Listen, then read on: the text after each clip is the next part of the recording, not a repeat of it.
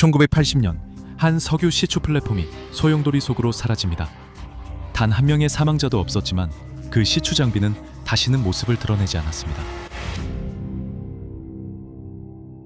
페니어호는 루이지애나주 이베리아 페리시에 위치한 이 지역의 주요 지리적 특징입니다. 이 담수호는 깊이가 10피트도 되지 않으며 550헥타르가 넘는 면적을 차지하고 있습니다. 이 호수는 지역 생태계에 기여하며 이 지역 경제에서 중요한 역할을 합니다. 또한 제퍼슨 아일랜드와 라이브 오크 가든 식물원이 위치해 있습니다. 이곳은 아름다움과 생물 다양성으로 인해 관광객들에게 인기 있는 명소입니다. 페니어호 아래 지하에서 운영되는 다이아몬드 크리스탈 소금 광산은 이 지역 경제의 중요한 요소입니다. 이 광대한 광산 단지는 호수 아래 약 1300피트까지 뻗어 있으며 80피트 높이의 복도가 4개 차선의 고속도로만큼 넓은 곳도 있습니다. 이 광산은 297명의 근로자가 매일 3교대로 8시간씩 주 7일 근무하고 있습니다. 이 거대한 지하 작업장에서 소금을 지속적으로 채굴한 결과 기둥과 방이 벌집처럼 얽혀있는 구조가 만들어졌습니다. 피뉴어 호수 아래의 소금돔은 주변 암석층을 뚫고 위로 밀려 올라온 거대한 소금 덩어리의 지질 구조입니다. 이러한 상승 운동은 소금이 주변 암석층보다 밀도가 낮기 때문에 발생하며 이로 인해 소금이 위로 올라가게 됩니다. 소금은 본질적으로 주변 암석 위에 뜨려고 하는 것입니다. 소금돔은 미국의 멕시코만 연안 지역에서 흔히 볼 수 있습니다. 이 소금돔은 수백만 년 전 고대 바다가 증발하면서 형성되었습니다. 소금층은 액체와 기체가 통과할 수 없기 때문에 석유와 가스가 그 안에 갇히게 됩니다. 이러한 소금돔이 있는 곳에는 종종 석유와 가스가 갇힌 공간가 존재합니다. 그래서 페니어호 주변에는 석유정과 가스정이 흩어져 있어 이 호수도 지역 산업에 기여하고 있습니다.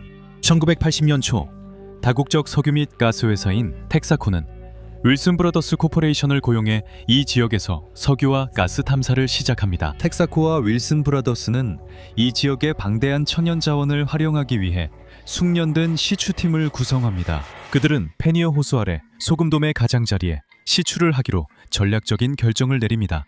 그들은 소금 광산을 피해야 한다는 것을 알고 있지만 그 지질 구조와 관련된 석유와 가스 매장지를 찾고 싶어 합니다. 그들은 여러 위치에 대한 시추 허가를 신청합니다. 시추 기록은 공개되어 있으며 이의 제기 사유가 있을 수 있는 모든 당사자들에게 통보됩니다. 이의 제기는 접수되지 않았고 텍사코는 시추 허가를 받았습니다. 가짜의 작업장이 매우 가까움에도 불구하고 두 회사는 정보를 공유하거나 활동을 조율하기 위해 서로 대화하지 않습니다. 텍사코는 데이터의 불일치를 해결하거나 광산 근처에서 시추할 때 발생할 수 있는 잠재적 위험에 대해 논의하기 위해 광산 운영자들에게 연락하지 않습니다.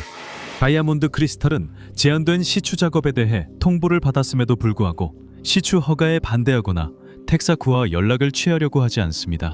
그래서 작업팀은 24시간 내내 교대로 근무하며 시추 작업을 멈추지 않고 계속 진행합니다.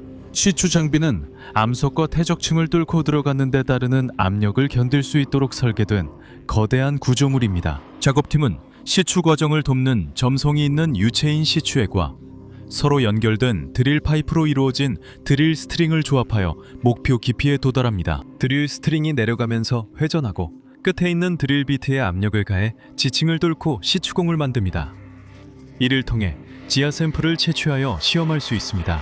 1980년 11월 20일 밤 야간 근무 시추 작업팀은 강한 진동을 느끼기 시작합니다. 드릴 스트링이 튀어오르자 작업팀은 장비의 안정성과 안전에 대해 점점 더 걱정하게 됩니다. 야간 근무 작업팀은 이러한 문제들의 근본 원인을 파악하지 못합니다. 그들은 주간 근무 작업팀이 도착해서 함께 상황을 평가하는 것이 최선의 조치라고 결정합니다. 21일 오전 6시가 되자 주간 근무 작업팀이 야간 근무 동료들과 함께 시추 플랫폼에 합류하고 곧 장비가 기울기 시작하는 것을 알아차립니다. 장비가 곧 무너질 것 같아 작업팀은 플랫폼에서 철수하기로 합니다. 그들은 재빨리 개인 장비를 챙기고 650피트 떨어진 해안까지 이동합니다. 8시 10분 다이아몬드 크리스탈 소금 광산에서 일하던 전기기사가 이상한 소음을 발견합니다. 그는 위를 올려다보며 거의 2피트 깊이의 진흙탕물이 자신을 향해 밀려오는 것을 봅니다. 급류에 휩쓸려가는 물살 속에는 연료 드럼통들이 서로 부딪히며 떠내려가고 있습니다.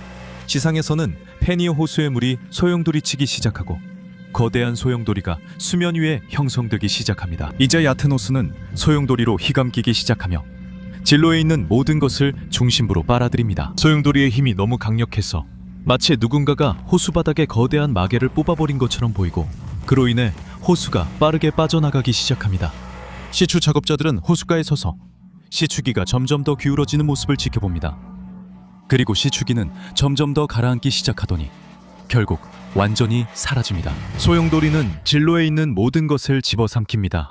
800만 달러짜리 텍사코 시추 플랫폼 근처의 두 번째 시추기, 예인선, 운하의 11대 바지선 선적부두까지 모두 소용돌이에 휩쓸립니다. 제퍼슨 아일랜드의 30헥타르와 그곳의 식물원, 온실, 트레일러, 트럭, 트랙터, 주차장, 그리고 셀 수 없이 많은 나무들까지 모두 소용돌이에 빨려 들어갑니다.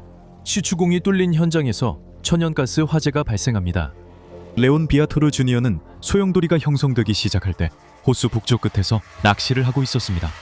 그는 소용돌이가 모든 것을 삼키는 모습을 보고 세상의 끝이라 생각합니다.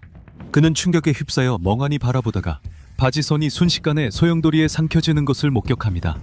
같은 운명을 피하려고 필사적으로 그는 선을기를 한개까지 몰아붙여 간신히 해안의 안전지대에 도착합니다.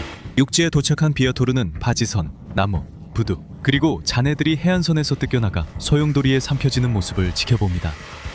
지하에서는 전기 기술자가 경보를 울립니다. 그는 교대 반장에게 소리치고 반장은 광산의 비상등을 작동시킵니다. 비상등은 경고 신호로 깜빡입니다. 지하에는 51명의 광부가 있습니다. 그들이 신호를 보면 지금 당장 광산에서 나가야 한다는 뜻임을 압니다. 광부들이 서둘러 대피하는 동안 1300피트 지점에 있는 작업자들은 갱도 승강기 운전사에게 전화를 걸어 즉시 승강기를 내려달라고 요청합니다.